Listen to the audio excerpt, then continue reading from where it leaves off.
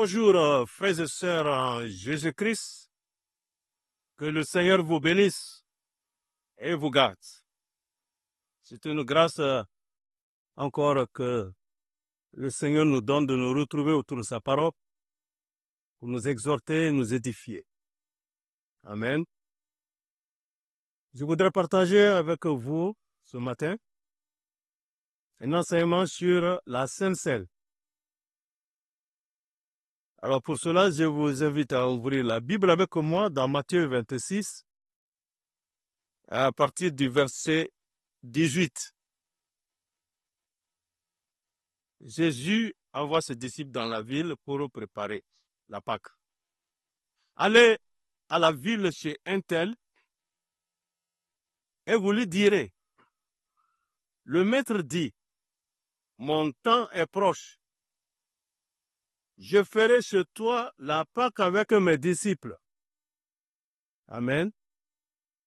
Alors les disciples sont allés trouver un si également et ils ont préparé. Donc ils vont se retrouver maintenant dans le verset 26 pour manger d'abord et puis maintenant il va observer la Sainte Seine. Verset 26. Pendant qu'il mangeait, Jésus prit du pain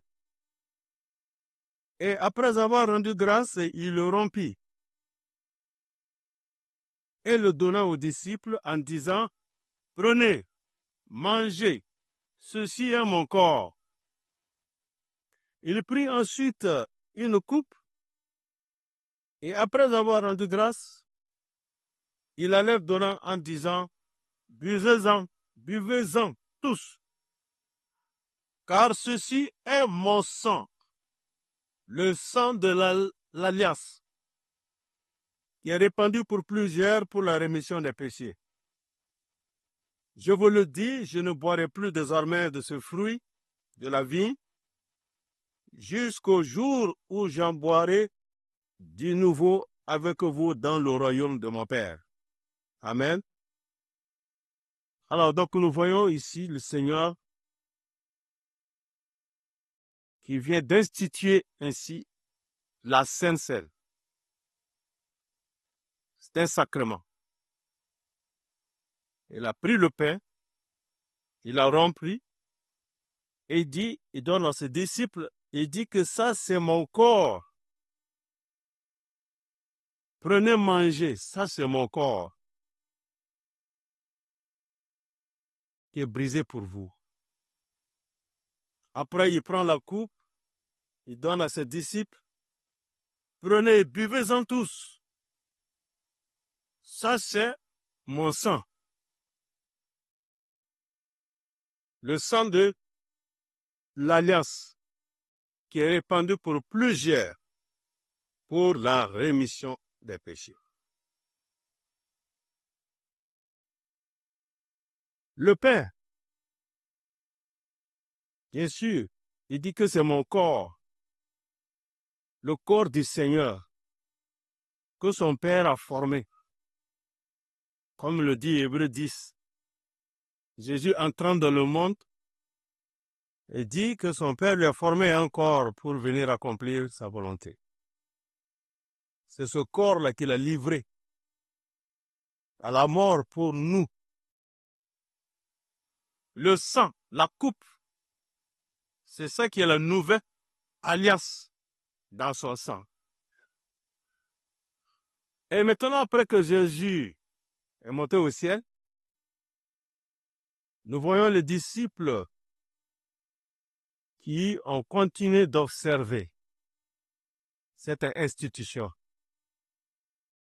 Regardons dans Actes des Apôtres, chapitre 2, verset 46.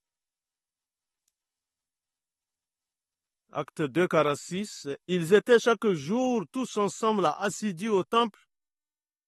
Ils rompaient le pain dans les maisons et prenaient leur nourriture avec joie et simplicité de cœur, louant Dieu et trouvant grâce auprès de tout le peuple. Et le Seigneur ajoutait chaque jour à l'Église ceux qui étaient sauvés. Amen.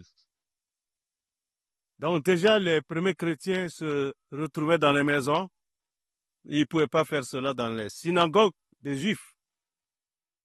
C'était dans des maisons, les maisons des frères. Les frères ouvraient leur maison. Ils se trouvaient dans les maisons. D'abord, ils partagent le repas. Et puis maintenant, ils observent vraiment la Sainte Seine.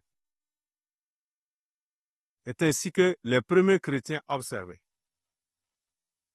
Donc ça s'observait en général à la fin d'une agape, qui est le repas d'amour et qui est pris ensemble dans l'amour, la communion fraternelle. Mais bien vite, notamment à Corinthe, cet usage avait dégénéré sous l'influence de l'esprit de parti.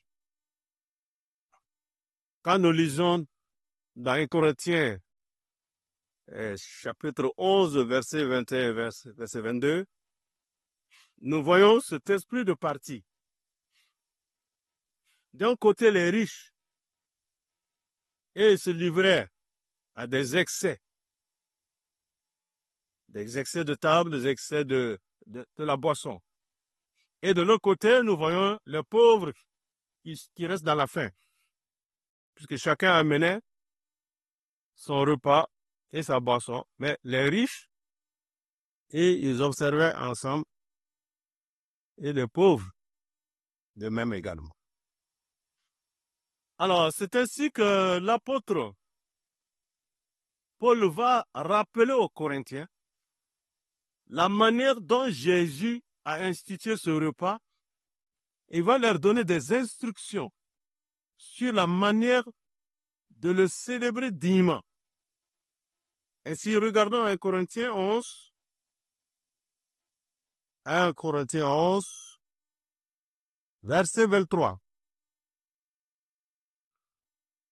J'ai reçu du Seigneur ce que je vous ai enseigné. C'est que le Seigneur Jésus, dans la nuit où il fut livré, il prit du pain, et après avoir rendu grâce, il le rompit et dit, « Ceci est mon corps, qui est rompu pour vous. Faites ceci en mémoire de moi. » De même, après avoir soupé, il prit la coupe et il dit, « Cette coupe est la nouvelle alliance à mon sang.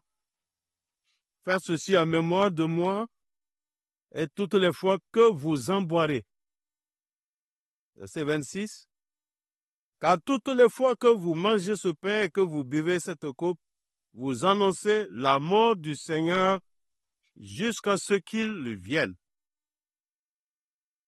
C'est pourquoi celui qui mangera le pain ou boira la coupe du Seigneur indignement, il sera coupable envers le corps et le sang du Seigneur.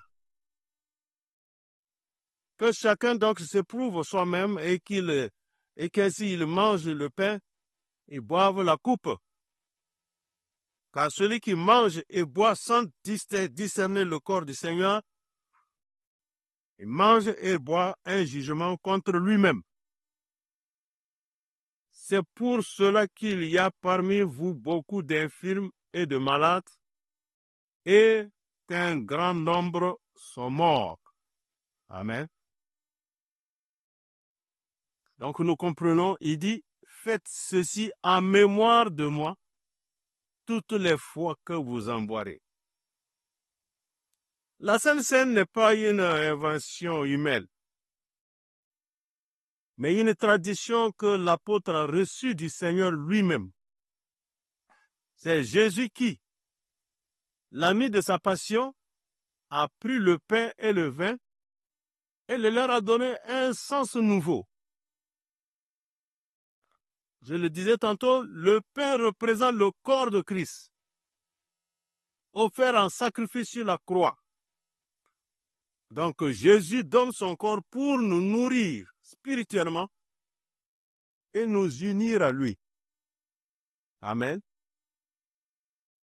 Le vin représente son sang, versé pour le pardon des péchés. Par son sang, une nouvelle alliance est scellée entre Dieu et les hommes. Amen. Maintenant, le pourquoi faites ceci en mémoire de moi. Ce n'est pas une simple commémoration. L'observation de la Sainte Seine n'est pas une simple commémoration, mais une rencontre vivante avec Jésus. En participant à la Sainte Seine, nous entrons en communion avec lui et nous recevons la grâce de son sacrifice. Amen. Il le dira dans Jean 6, à partir du verset 51, Jean 6, 51.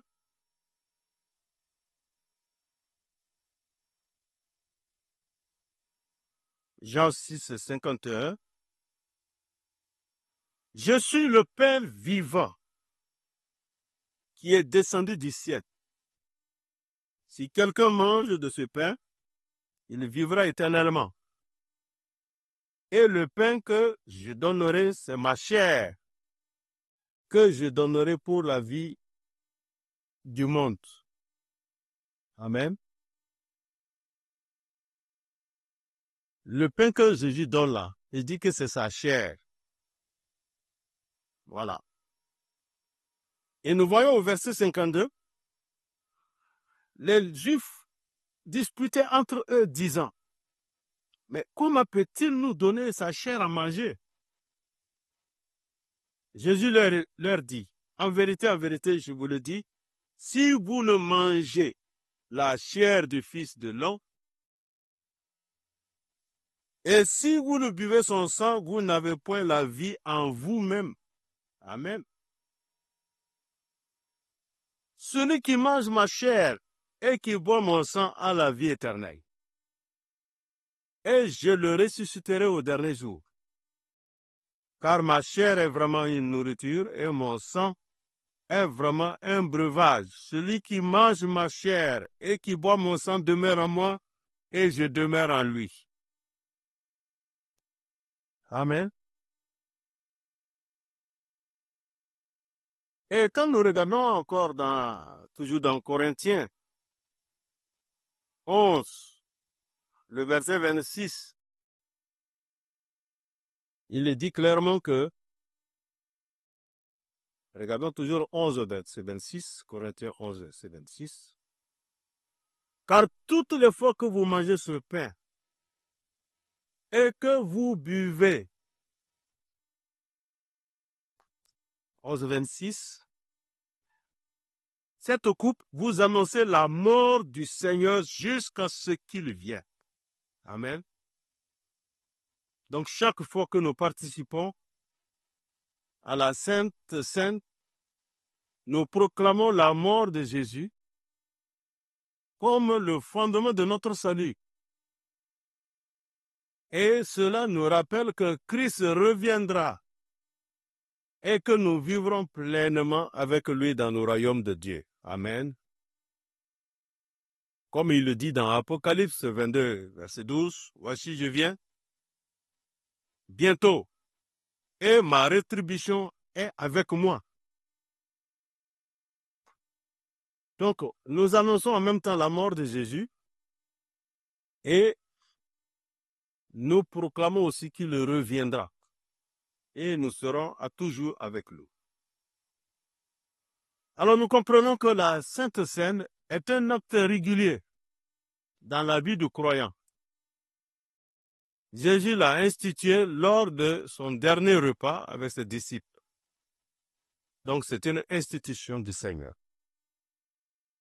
Un sacrement, comme tant d'autres, comme le baptême d'eau. Quand il dira dans Matthieu, allez faire de toutes les nations des disciples, les baptisant au nom du Père, du Fils et du Saint-Esprit. Et dans Marc, il dit, Celui qui croira et qui sera baptisé, il sera sauvé. C'est une institution, un sacrement. Donc ce n'est pas un simple rituel. La Sainte Seine n'est pas un simple rituel, mais un acte vivant de foi qui nous rappelle le sacrifice de Christ. Faites ceci en mémoire de moi. Alors donc participer à la Sainte Seine, il faut faire ça avec révérence et gratitude. Ne pas vraiment considérer ça comme une habitude, mais comme un moment spirituel très fort. N'oublions pas Isaïe 53, verset 5. De tout ce que Jésus a souffert, Isaïe 53, verset 5. 53, verset 5.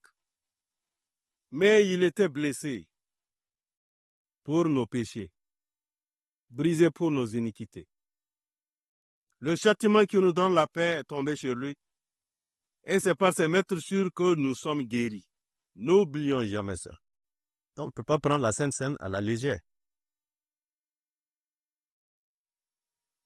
Alors, vivre chaque jour avec l'attente du retour du Seigneur Jésus et participer à la Sainte Seine avec une vision d'espérance en regardant vers l'avenir glorieux qui est promis vraiment par le Seigneur Jésus lui-même.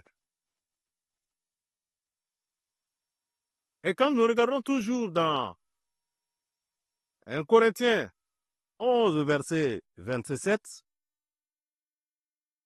il dira que c'est pourquoi, verset 27, c'est pourquoi celui qui mangera le pain ou boira la coupe du Seigneur indignement, il sera coupable envers le corps et le sang du Seigneur. Attention, celui qui va observer cela indignement.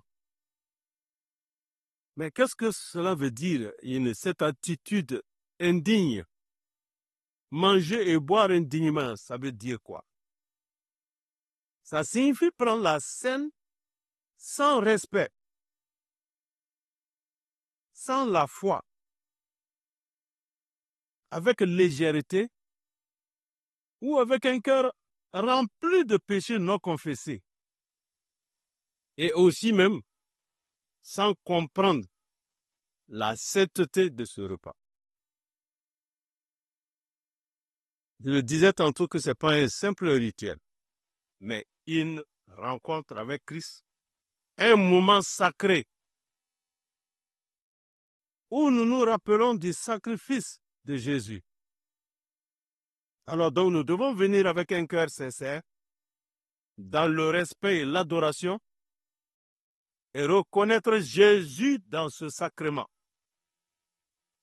Il faut reconnaître Jésus dans le pain et Jésus dans la coupe, forcément. Ainsi, nous devons examiner notre cœur avant de communier. Nous devons demander pardon à Dieu et aussi nous réconcilier entre frères et sœurs, comme la Bible le dit dans Matthieu 5, verset 23. Matthieu 5, verset 23. Si donc tu présentes ton offrande à l'autel et que là tu te souviennes que ton frère a quelque chose contre toi, laisse là ton offrande devant l'autel et va d'abord te réconcilier avec ton frère. Puis, viens présenter ton offrande. Accorde-toi promptement avec ton adversaire pendant que tu es en chemin, et ainsi de suite. Donc, quand tu viens présenter ton offrande et que là tu te souviennes qu'il y a quelque chose entre toi et ton frère ou ta soeur, il faut laisser là l'offrande et puis aller régler ce problème. Hébreux 10 va encore nous interpeller. Celui qui prend indignement. Hébreux 10, 29 dit de quel pire châtiment, Hébreux 10, Hébreux 10, 29, de quel pire châtiment pensez-vous que sera jugé? Digne, celui qui aura foulé aux pieds le Fils de Dieu et qui aura tenu pour profane le sang de l'alliance par lequel il a été sanctifié et qui aura outragé l'esprit de la grâce. Ça, ce sera très dur pour ceux-là qui viennent observer la Sainte Seine comme un simple rituel, comme un simple symbole, sans vraiment réaliser le Seigneur dans ce pain et dans cette coupe. De quel pire jugement, châtiment que le Seigneur va vraiment donner à ces gens. Parce que vous foulez au pied le Fils de Dieu et vous tenez même pour profane son sang qui a coulé la nouvelle alliance. Donc la Sainte Seine représente le sacrifice suprême de Jésus. C'est pour la raison qu'elle doit être observée avec révérence et gratitude. Alors donc, il faut se sonder, il faut s'examiner, comme le dit le psaume 139, verset 23. Psaume 139, verset 23.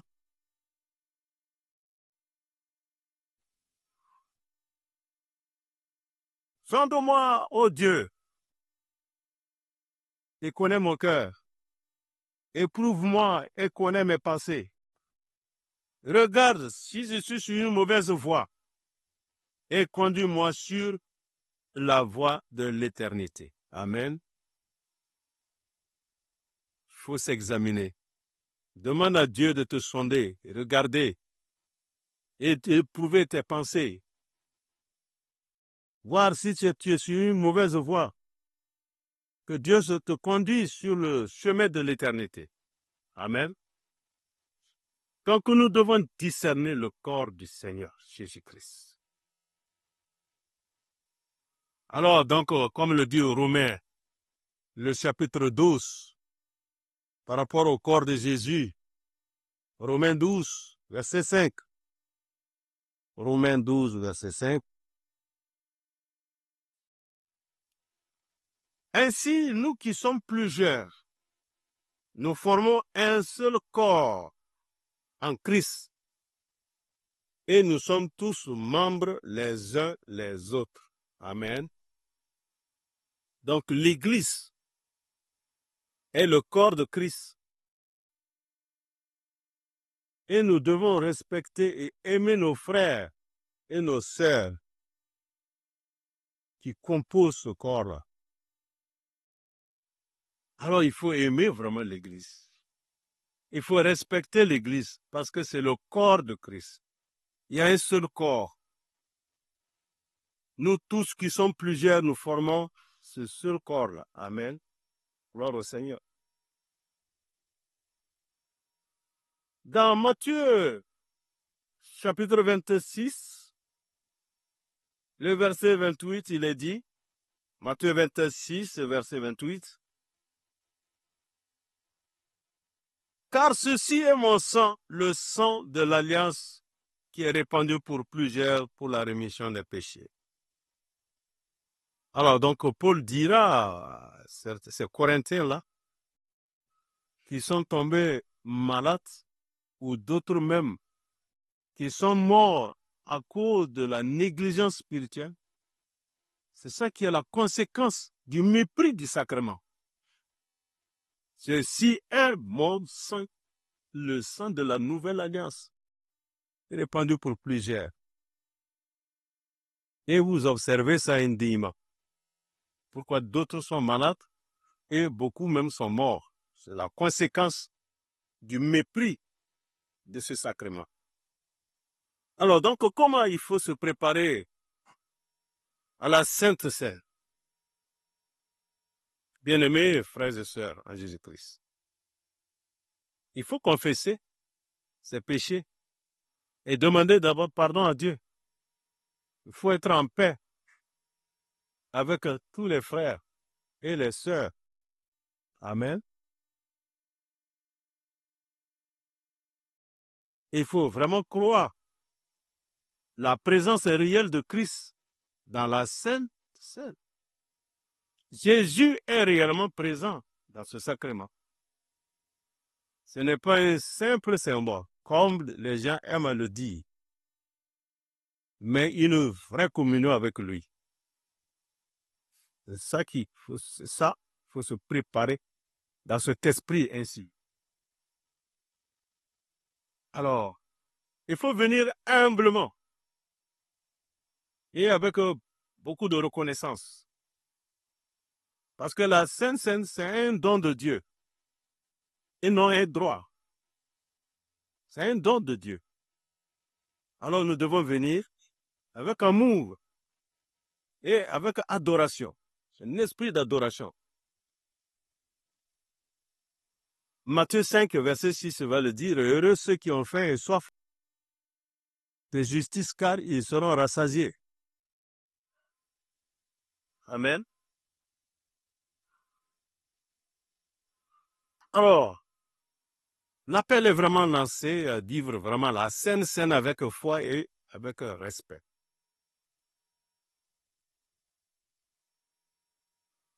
La Sainte Seine, c'est un commandement de Jésus pour nous rappeler son sacrifice. Faites ceci en mémoire de moi. Donc, c'est un commandement. C'est une institution. C'est un sacrement. C'est un moment de communion avec Christ où nous proclamons sa mort et nous attendons son retour. Amen. Alors nous devons prendre cela avec foi et repentance et respect et en discernant sa vraie signification. Alors donc quand nous nous approchons de la table du Seigneur, c'est vraiment avec un cœur pur afin de recevoir pleinement les grâces qu'il veut nous donner. Jésus leur dit, je suis le pain de vie. Celui qui vient à moi n'aura jamais faim, et celui qui croit en moi n'aura jamais soif. Amen. Voilà, bien-aimés frères et sœurs, en Jésus-Christ, cette exhortation, faut que vraiment nous nous penchions là-dessus. La Sainte Seine est vraiment une institution, c'est un sacrement de celle-là. Que le Seigneur vraiment nous aide à observer dignement, avec respect, révérence, comme les disciples, les premiers disciples ont observé.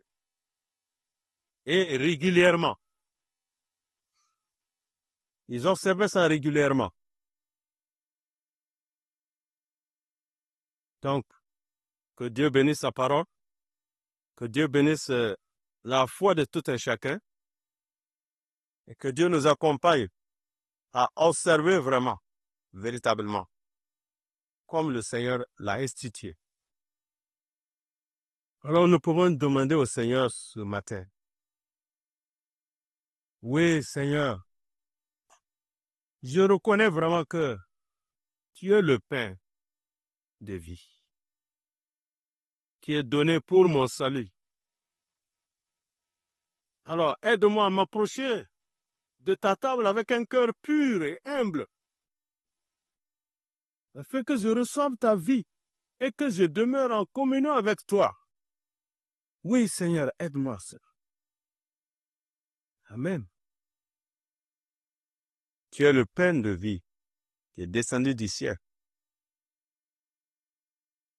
Ton sang est la nouvelle alliance que tu as traité avec nous. Oui, aide-moi véritablement à observer ça comme il se doit. Merci, Père, que toute la gloire te revienne au nom de ton Fils Jésus-Christ. Amen. Gloire au Seigneur. Alléluia.